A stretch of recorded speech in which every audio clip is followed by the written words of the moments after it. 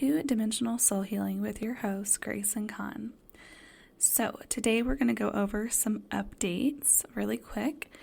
We have the Enlighten Your Minds program going for $111 until the end of December 2023. So take advantage of that discount while you can. Normally it runs around $300.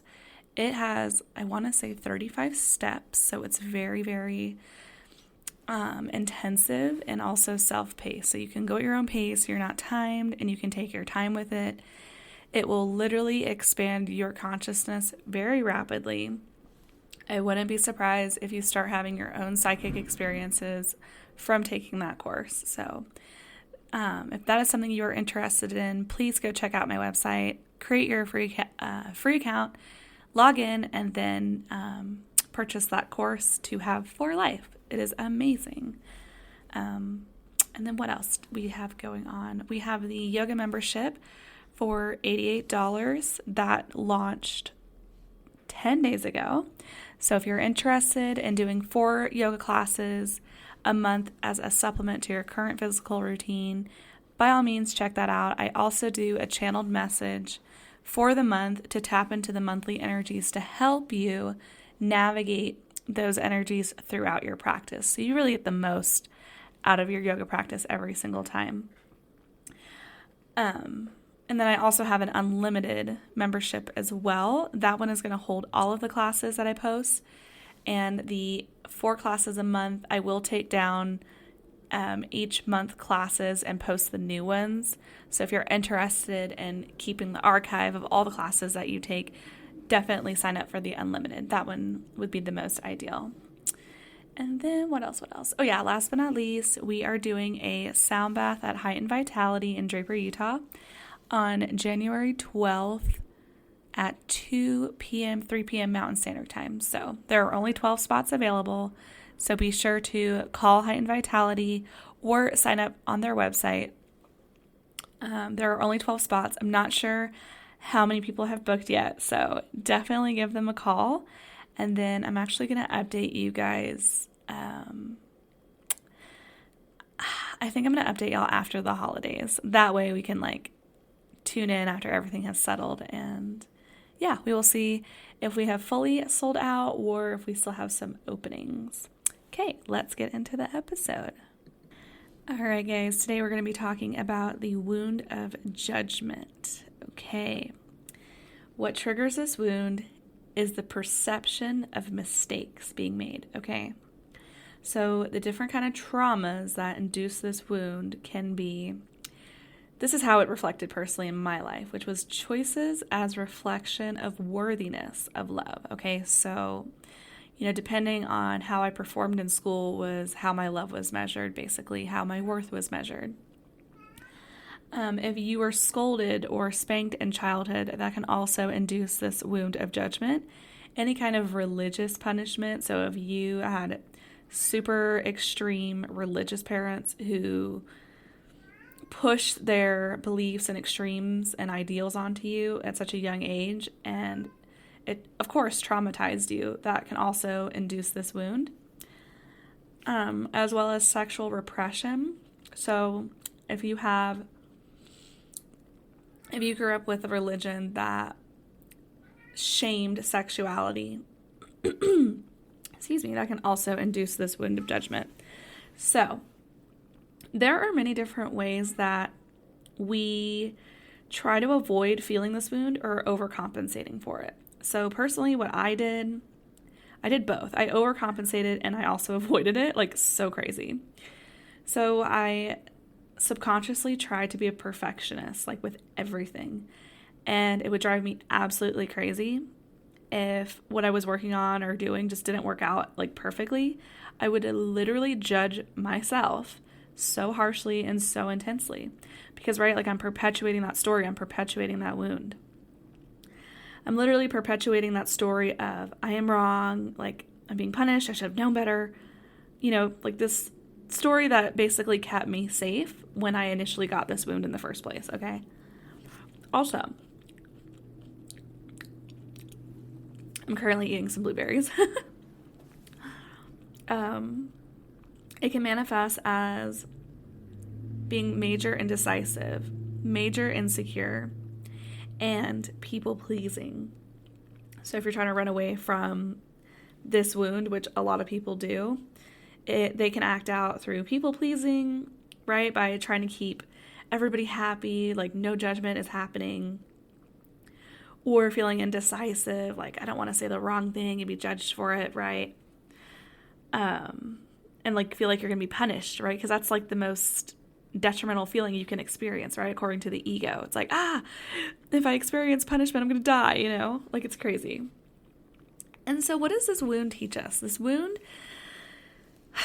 the wisdom behind this wound, behind this trauma, is reflecting on the choices that we make and experiencing learning through what is genuine guilt and what isn't. And also learning that our choices have a series of consequences. One of the messages that I received from Archangel Michael, I want to say, was it back in 2021? Let me try and remember.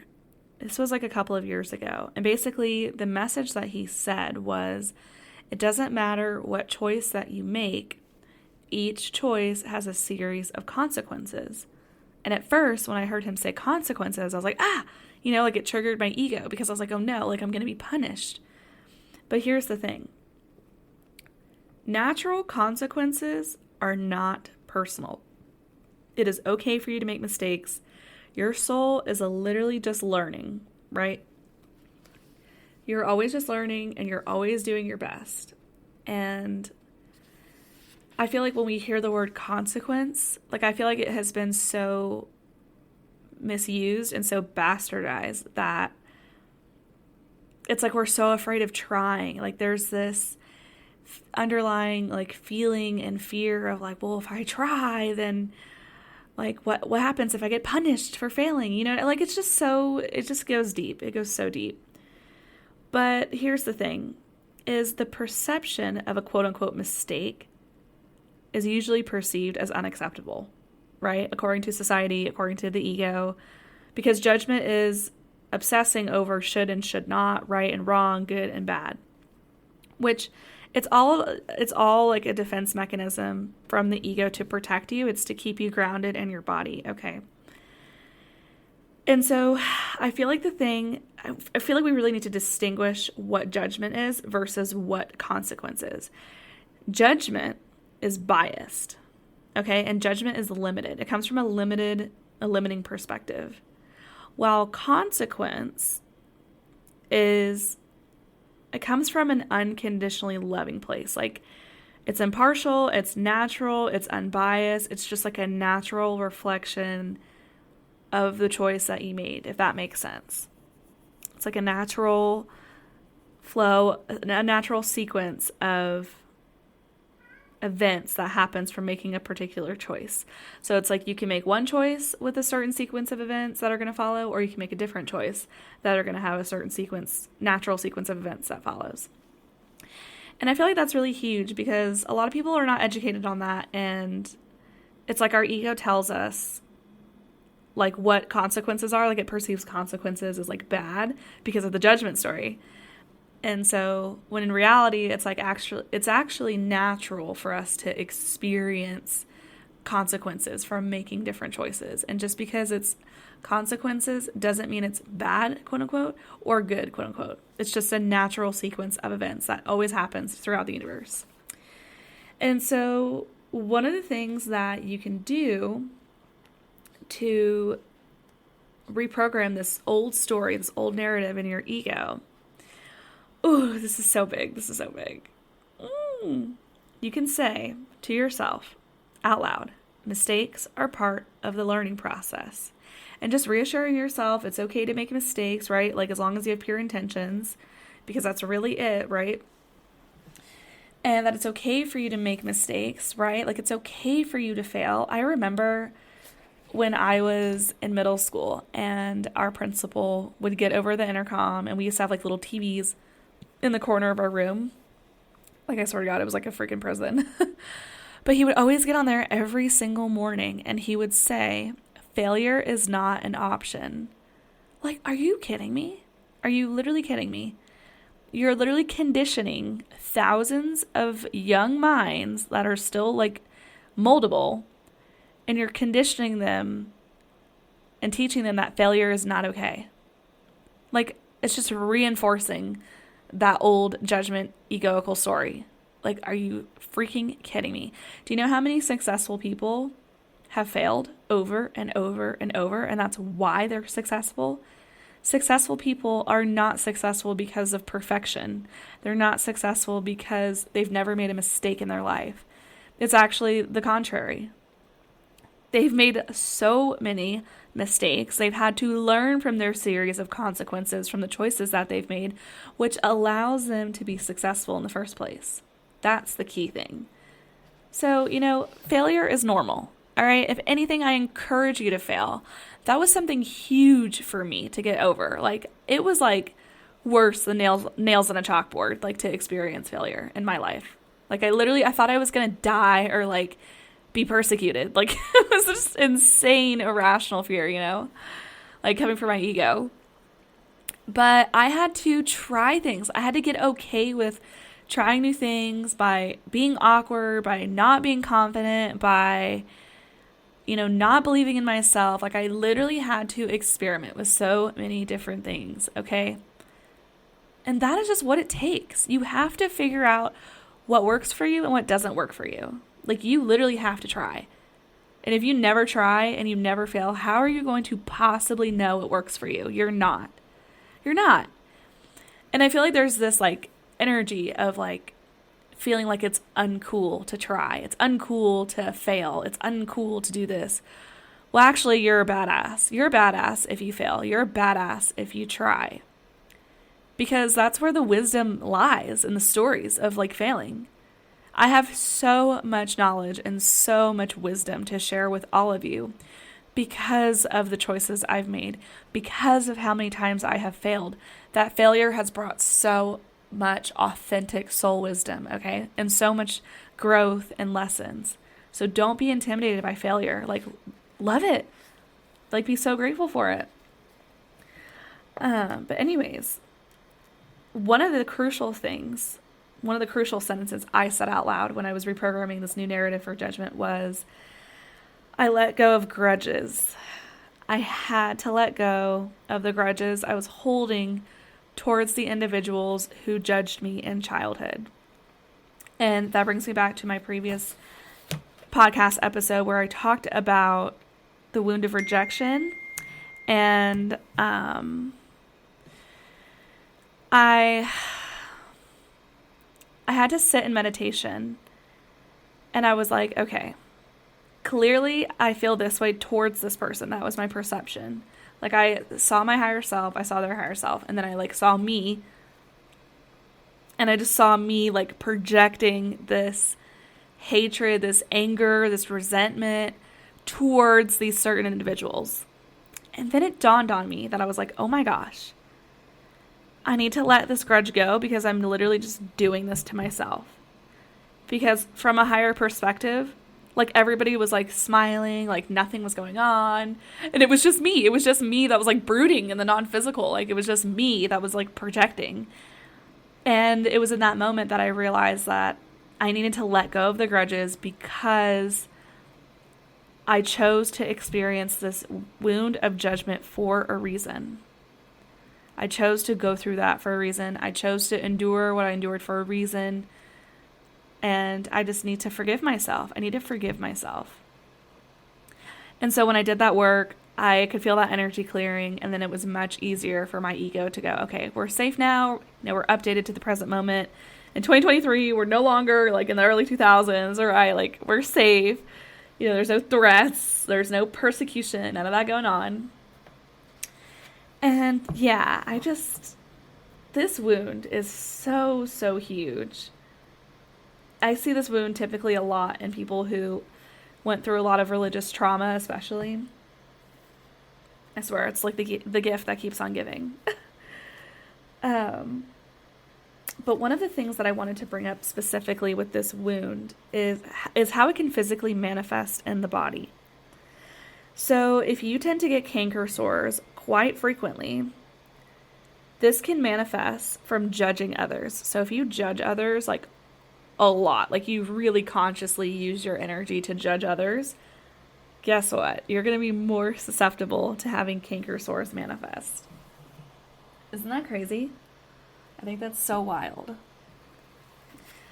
Here's another one. STDs. This is going to trigger your understanding, your scientist archetype theme of consciousness. Trust me, I get it. Oh my gosh. That one honestly was like the hardest to shift out of. I don't know if I've fully shifted out of it yet because it's like healing is not a linear process, you know? But I remember like when I was like redoing that narrative for my ego about letting go of not being able to absolutely understand everything of the human experience and how things work. That was huge for me. That was so huge for me because I used to be the person who was like, you know, if I don't see it in a science experiment, like I'm not believing you. I don't believe it, right? But I've had so many non-physical experiences that you could not possibly explain through Western science. Like it's just impossible. And so anyways, I had to let that old narrative go so that I could be open to understanding how many different things happen. And right, like that's where the balance comes in with the physical and the non-physical. So anyways, so yeah. Physically manifestation of the wound of judgment, STDs, which is sexual guilt. Oh my gosh, y'all.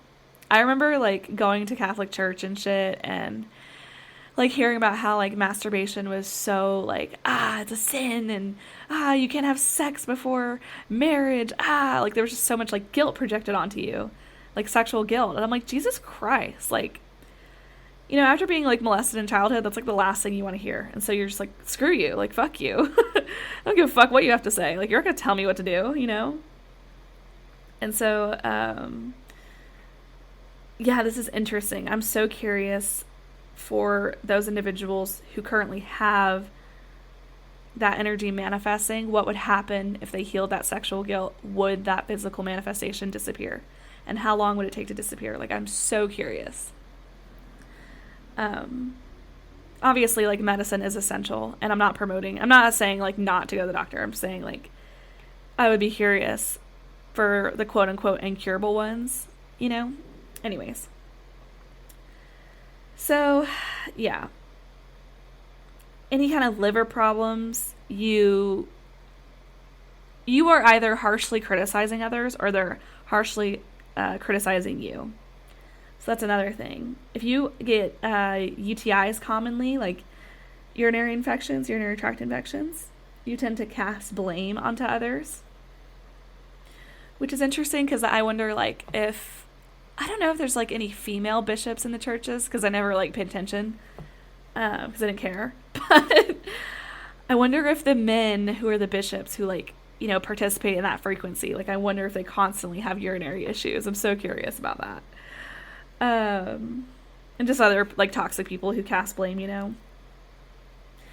Oh my gosh, here's another one. Gallstones is when you guilt others. Like, you consciously choose to make others feel guilty.